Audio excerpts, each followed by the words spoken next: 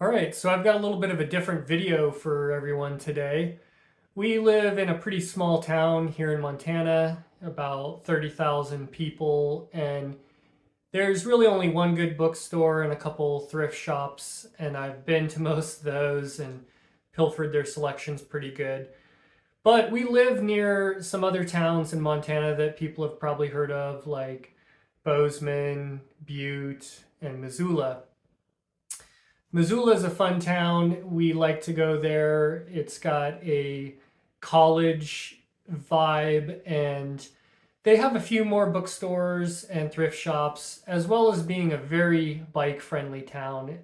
As far as Montana goes, I think it's probably the most bike friendly, bigger town we've been to. And me and my wife have spent a lot of time when we lived up in Anchorage. We would bike around Anchorage all the time with our friends and on the trails. And it's something that we don't get to do a lot here. So my wife kind of came up with this idea to get out of town, go to Missoula, bike around, visit some thrift stores, visit some bookshops, get some snacks and things along the way. And it turned out to be a really fun day, really good idea. She challenged me to try not to spend more than $20 on books. And initially, I laughed that off pretty hard, but at the end of the video, I've got some footage and I'll talk about some of the stuff we did in the town. And then at the end of the video, I'll show you what I've got. And there's a couple teasers in the thumbnail that you may have mentioned or may have noticed. So let's get into some of the video. So Missoula has a lot of bike trails through town as well as bike lanes on the roads. We didn't film anything on the roads just for safety. We biked around, we got some coffee. It's right on the Clark Fork River, and it's a real hot spot for people in the summer. They do some surfing and kayaking on this little kind of natural wave that forms out here. And then they've just got a beautiful little town park area. Here you can see a guy ripping the waves. There's also, adjacent to the college, there's this trail that runs along the river. No vehicles are allowed, so you can ride your bike down this road for quite a while. We have gravel bikes, is what they're called, so they do really good on these types of gravel roads. So we had a little break in between shopping. And then we came back into town and finished up some of our shopping. I didn't get any footage at any of the shops just because I kind of don't like pulling out cameras or anything in public. And I got nothing against people that do, but it's just a personal thing for me. And so we ended up going, I ended up not finding anything at the thrift stores, and there was two bookstores where I found all of the books. And so this is what I got. I got a couple books here that I wasn't sure. I'd heard about the author here and looked this book up. It sounds kind of interesting. I'm not sure I'll read that. Here's another one. You see these Timescape books and they're pretty cool, but from what I can tell, it's not really a science fiction book, so I'm not sure I'll read that. This one I was excited about. My wife found this one, Roger Zelazny, Doorway in the Sand. And this is a standalone.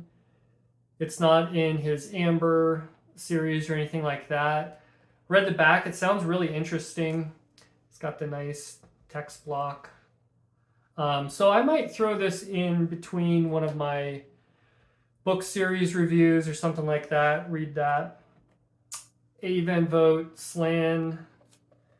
I got The Wind's 12 Quarters by Ursula K. Le Guin. This has a bunch of short stories, and I'm going to try to read through the whole Hainish cycle. And there are a couple short stories in this compilation that are in that Hainish world, so I was excited about that. Also got a book from Frederick Pohl and Jack Williamson, Undersea City. When I got back, I found out this was a book in a trilogy, so I don't have the other books. I got Gregory Benford Against Infinity. This is a standalone. It's in really good shape. And I picked up Tarzan of the Apes, Edgar Rice Burroughs. Got a couple hardbacks. Now this one this is a trade paperback. I've been looking for this forever. Olaf Stapledon, Star Maker.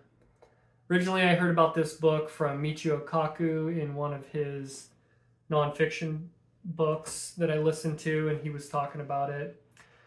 And from what I can tell, it's like a classic that you've got to read. And then Bob Shaw, Medusa's Children, book club edition. I've never read anything by Bob Shaw, so I'm kind of excited to get to that. Now the two big ones. I knew I was onto something here. I got Gene Wolfe, Shadow of the Torturer, for $2. It's in just stunning condition. It is a first printing, and it had a big price tag sticker right here, and it looked like one of those ones that was like welded or fused to the book. But I got the corner and I started peeling it off, and it came off super clean. You can kind of make out a little glue stain, but I'm much happier the way it looks without that. And then this turned out to be one of the best finds I think I've ever got. I saw this book, Octavia Butler. I knew nothing about this book, Survivor. I just never see these old Octavia Butler books around, so I picked it up. It was $2. I got back and I started looking on Abe Books and eBay, and people are asking anywhere from $200 to $500. Some of them are in really bad shape. This has a little creasing on the cover, and the spine has a little notch there, and otherwise I don't think it's ever been read. There is that one crease, it could have been read. But when I did the research, I guess she didn't really like this book, and so most of what you see of her books these days have been reprinted and kind of remarketed, and some of her old classic books, I don't think they were printed, or there wasn't big print runs of those. And so I guess she didn't like this, and she doesn't want this reprinted. So if you want to read this book, I guess you can, this old paperback or the old hardback is the only way to get it. So it kind of brought some rarity to it. So I think, as much as I'd like to keep this and add to my collection, I think I'm probably going to sell it just because I don't know that I'm going to read it. It can help go into the channel. I think I'll take that money and put it into a camera, and hopefully the quality of these videos will get a little bit better in the future.